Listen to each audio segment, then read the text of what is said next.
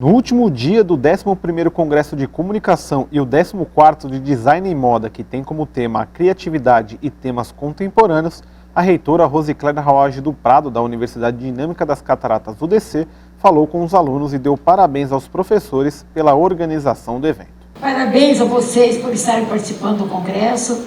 Com certeza, nesses 2 dias que passaram, vocês já aprenderam muito. Olha, Karine, você aprenderam, né? Estou sabendo que estão gostando bastante. Parabéns aos coordenadores, aos professores que organizaram. Então, eu procuro agradar vocês, no sentido de proporcionar a vocês o que há de melhor para o crescimento profissional de vocês. O primeiro palestrante da noite foi o renomado publicitário Carl Gelbeck, que tem mais de 30 anos de experiência na área e ganhador de vários prêmios no ramo. Ele trouxe como tema o briefing, guia fundamental para a execução de um projeto. O briefing é um relatório que se cria dentro da agência para o pessoal poder fazer a criação. E isso é muito legal porque às vezes cria algum ruído. Ou o cliente não sabe passar, ou o pessoal internamente da agência acaba não captando direito a maneira de se fazer um briefing.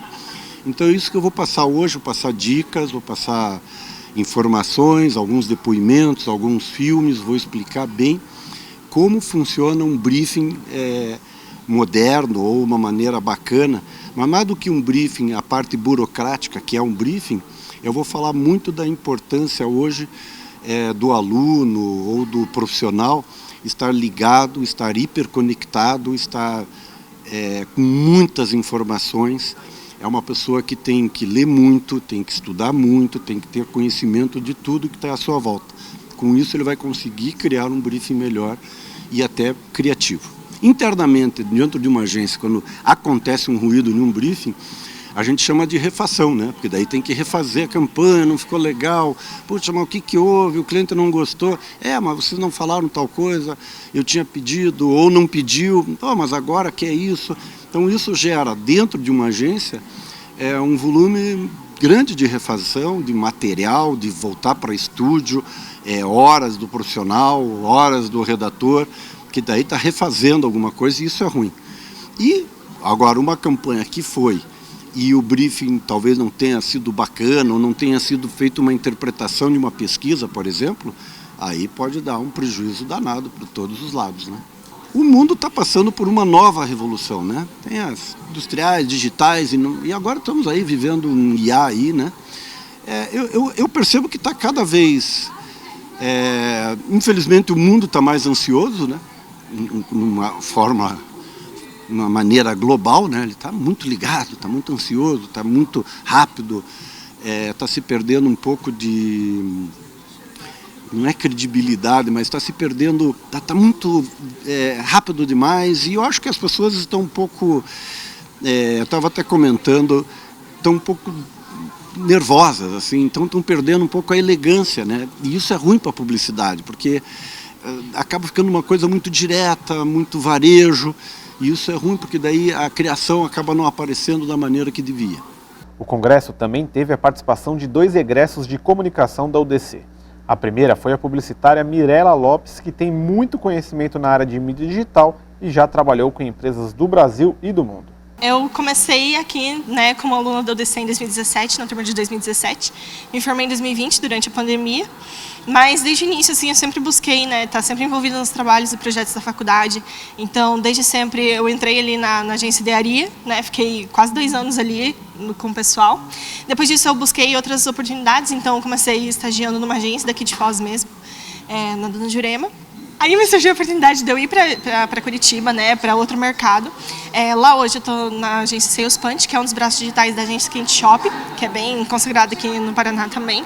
E lá eu trabalho na função de social media, lido com essa rotina ali de pensamento estratégico, raciocínio criativo, que é um pouco do que me foi comandado essa tarefa, que eu aceitei com muito carinho vir para cá, porque é sempre um quentinho no coração voltar às nossas origens.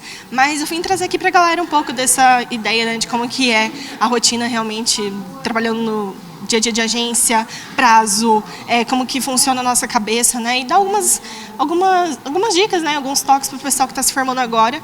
Então, acho que é importante, assim, ver gente nova, né? Que agora eu me formei tem pouco tempo, mas eu já estou ali na caminhada faz 6 anos. Então, é muito importante a gente ter esse sangue novo, né? Para comentar um pouco mais, trazer, ao invés de trazer cases muito grandes, né? Que tem gente muito talentosa, assim, que participou daqui da palestra também, mas trazer esse sangue novo também para trazer um pouco e compartilhar um pouco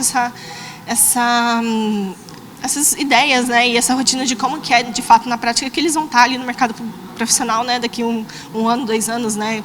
O outro egresso foi o jornalista Bruno Zanetti, autor do livro O Ano em que o Foz Cataratas Conquistou o Brasil, que descreve a campanha histórica do futebol feminino da cidade e que contou detalhes de como foi todo o processo de criação. Vou fazer uma apresentação sobre o livro que eu lancei em 2021, chamado O Ano em que o Foz Cataratas Conquistou o Brasil, que conta a conquista do time feminino de Foz do Iguaçu na Copa do Brasil 2011, ou seja, 10 anos depois eu contei essa história através de um livro que foi financiado por um financiamento coletivo na internet, né? Várias pessoas colaboraram, contribuíram, mais de 150 pessoas colaboraram com diversos brindes, né? Que tinha cada cota de colaboração, e o livro virou um podcast depois, né? De 14 episódios, né? Eu transformei ele num podcast, adaptei para o áudio, né? Usando gols, né, das narrações das rádios locais de Foz do Iguaçu, e ele está disponível no Spotify, então é sobre isso que eu vou falar aqui, o projeto do livro que virou podcast. Foi no meio da pandemia, né, final de 2020, por aí, setembro mais ou menos, né, que comecei a planejar, e o curioso é que o início eu estava pensando em fazer só podcast, né, e depois virou um livro que daí se transformou no podcast, né. Então eu comecei a captar as entrevistas com as ex-jogadoras, né, conseguindo contato com elas, entrevistas por telefone mesmo, né, mensagens de áudio, e aí fui juntando isso. Quando eu me dei conta que o ano de 2021 faria 10 anos daquela conquista, eu achei que merecia algo mais especial, e aí comecei a desenvolver a ideia do livro, né, como na época eu acompanhei como repórter, né, todas as partidas, então eu tinha mais ou menos em mente como é que foram os jogos, né, e aí fui contando numa narrativa que fosse atrativa tanto para quem adora futebol, como também para quem não tem tanta assim, familiaridade com o esporte, mas que gostaria de valorizar o esporte local e o futebol feminino.